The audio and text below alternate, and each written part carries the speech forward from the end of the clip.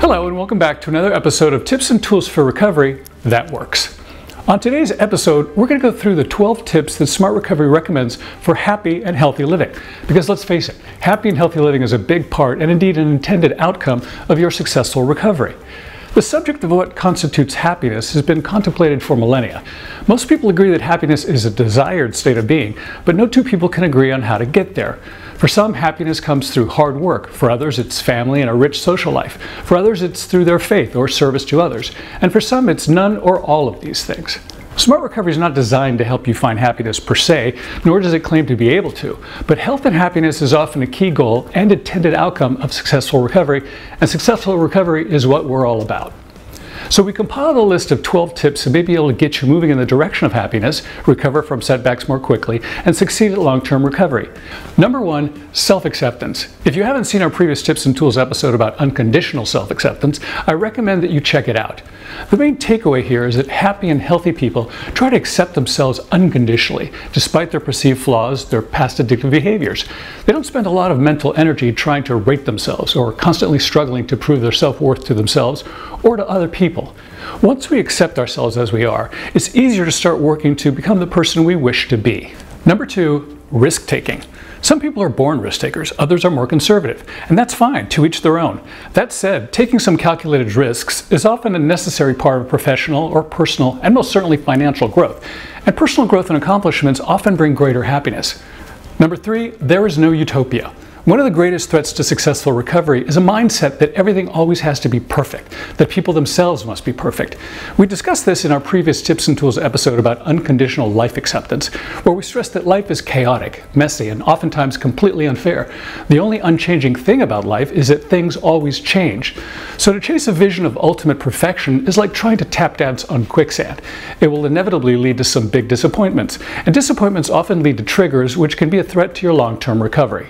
Number 4, realizing what's solvable. There are really only two types of problems in life, the ones you can solve and the ones you can't.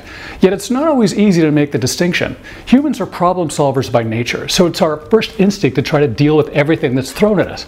But it's often unrealistic, which can lead to frustration, and frustration is fertile hunting ground for triggers. A happy, healthy life requires that we establish what problems we can control. Once we do, the more time and mental energy we can spend actually solving those problems and not becoming frustrated by the ones we can't.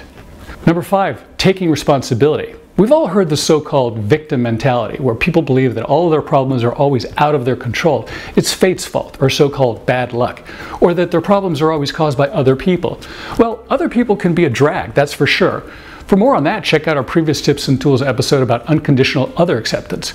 The point here is that most happy and healthy people don't outsource the blame for their troubles to external forces, most of which they can't control. They accept much of the personal responsibility for their circumstances, how they think, how they feel, and how they ultimately behave as a result. And coming in at number 6, self-interest. Most of us like helping other people because it makes us feel needed, important, and loved. But there are healthy boundaries that many of us cross. There is such a thing as giving too much. Happy, emotionally balanced individuals know this boundary well. Yes, to some degree they sacrifice themselves for those they care about, but they don't forget that their personal interests are extremely important too and can't be completely overlooked for the sake of others all the time. Hey, I hope these first 6 tips for greater happiness were helpful to you. Join us for next month's episode where we look at the next 6 tips. And as always, thank you for joining us. Don't forget to like and subscribe, and we'll see you soon on Smart Recovery's YouTube series, Tips and Tools for Recovery That Works. Whoever you are, whatever you've been through, however you're recovering, wherever you're headed in life, Smart Recovery will always have your back. Smart Recovery, life beyond addiction. At Smart Recovery, we love producing recovery-related video content that entertains, motivates, and inspires anyone. So don't forget to subscribe to our YouTube channel and make sure you click on the bell icon to be the first to know when we post new videos. And please, help us help anyone who needs us to build their own life beyond addiction with a tax-deductible donation to Smart Recovery today.